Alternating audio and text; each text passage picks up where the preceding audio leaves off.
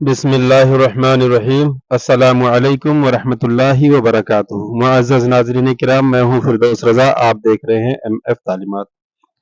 حضرات محترم، امید ہے کہ آپ سب خیریت کے ساتھ ہوں گے اور دعا ہے اللہ سے کہ اللہ تعالیٰ آپ سب کو سلامت رکھے، اپنی حفظ و امان میں رکھے۔ قرأت یعنی کہ قرآن شریف پڑھنے کا بیان۔ محترم حضرات، اس ویڈیو میں آج آپ کو بتانے والا ہوں کہ قرأت یعنی قرآن شریف کیسے پڑھا جاتا ہے، نماز کی حالت میں قرآن شریف کی تلاوت کس انداز میں کی جاتی ہے، قرأت میں کتنی آواز ہونی چاہیے اور کتنی نہیں ہونی چاہیے۔ بنے رہیں اس ویڈیو میں آخر تک۔ ویڈیو کو لائک کر دیں، چینل پر اگر پہلی بار آئے ہیں تو سبسکرائب ضرور کر دیں۔ قرأت میں کتنی آواز ہونی چاہیے؟ قرأت میں اتنی آواز ہونی چاہیے کہ اگر بہرا نہ ہو اور کوئی شور و گل نہ ہو تو خود سن سکے۔ اگر اتنی آواز بھی نہ ہوئی تو نماز نہ ہوگی۔ اسی طرح جن معاملات میں بولنے کو دخل ہے، سب میں اتنی آواز ضروری ہے، جیسے جانور ذبح کرتے وقت بسم اللہ اللہ اکبر کہنے میں، یا پھر طلاق دینے میں، آئے سجدہ پڑھنے میں، یا پھر سجدہ تلاوت واجب ہونے میں اتنی آواز ضروری ہے کہ خود سن سکے۔ فجر اور مغرب اور عشاء کی دو پہلی رکعتوں میں اور جمعہ و عیدین اور تراویح اور رمضان کے وتر میں امام پر ظہر واجب ہے، جہر واجب ہے، یعنی کہ زور سے پڑھنا واجب ہے، اور مغرب کی تیسری رکعت میں اور عشاء کی تیسری اور چوتھی رکعت میں اور ظہر اور عصر کی سب رکعتوں میں آہستہ پڑھنا واجب ہے۔ جہر کے یہ معنی ہے کہ اتنی زور سے پڑھے کہ کم سے کم پچھلی صف کے لوگ سن سکیں، اور آہستہ پڑھنے کا یہ معنی ہے کہ کم سے کم خود سن سکے۔ اس طرح پڑھا کہ قریب کے صرف دو لوگوں نے سنا تو یہ زور سے پڑھنا نہیں بلکہ آہستہ پڑھنا ہے۔ جہری نمازوں میں اکیلے کو اختیار ہے، یعنی ان نمازوں میں جن میں زور سے قرأت کرنے کا حکم ہے، ان میں اکیلے کو یہ اختیار ہے کہ زور سے پڑھے چاہے آہستہ، اور افضل ہے کہ زور سے پڑھے۔ اگر منفرد یعنی کہ اکیلے قضا کی نماز پڑھ رہا ہے تو ہر نماز میں آہستہ پڑھنا واجب ہے۔ اگر آہستہ پڑھ رہا تھا کہ دوسرا شخص آ کر اس میں شامل ہو گیا تو جو باقی ہے اسے زور سے پڑھے، اور جو پڑھ چکا ہے اس کا اعادہ نہیں ہے۔ سورت ملانا بھول گیا، رکوع میں یاد آیا تو کھڑا ہو جائے اور سورت ملائے، پھر رکوع کرے اور آخر میں سجدہ سہو کرے۔ اگر دوبارہ رکوع نہ کرے گا تو پھر نماز نہ ہوگی۔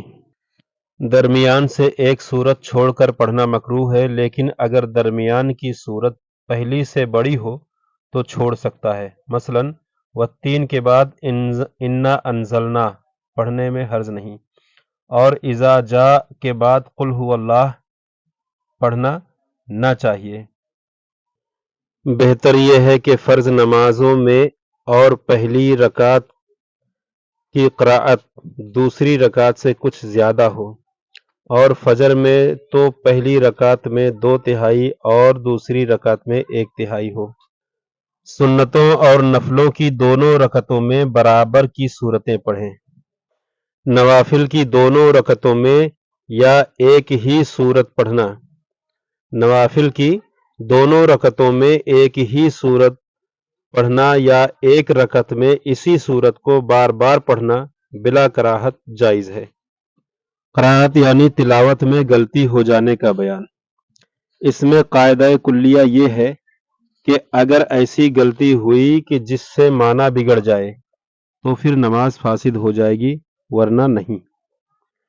ایک حرف کی جگہ دوسرا حرف پڑھنا اگر اس وجہ سے ہے کہ اس کی زبان سے وہ حرف ادا نہیں ہوتا تو پھر وہ معذور ہے، اس پر کوشش کرنا ضروری ہے۔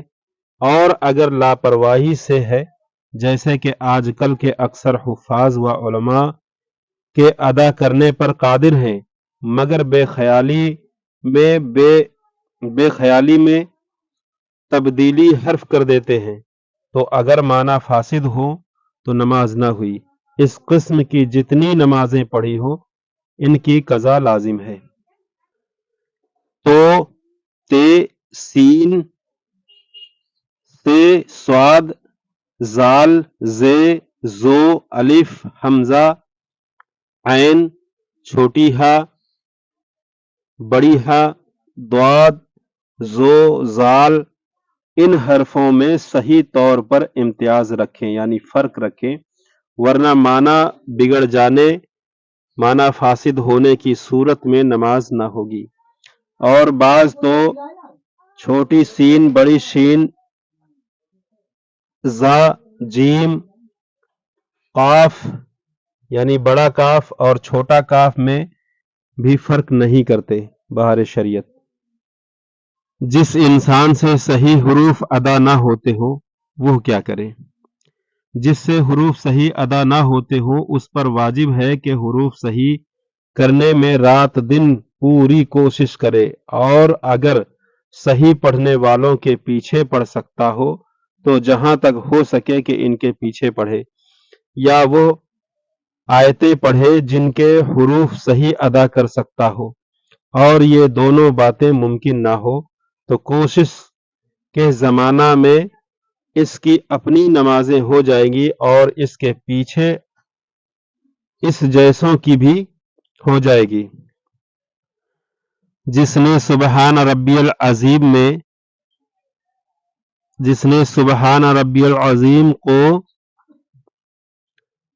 अजीम यानी कि जो के बजाय जे से पढ़ दिया तो नमाज जाती रही। लिहाजा जिससे अजीम सही अदा ना हो वो सुबहान रब्बियल करीम पढ़े। नमाज के बाहर कुरान शरीफ पढ़ने का बयान। कुरान शरीफ निहायत अच्छी आवाज से पढ़ना चाहिए, लेकिन गाने की तरह नहीं कि ये नाजायज है, बल्कि कायदा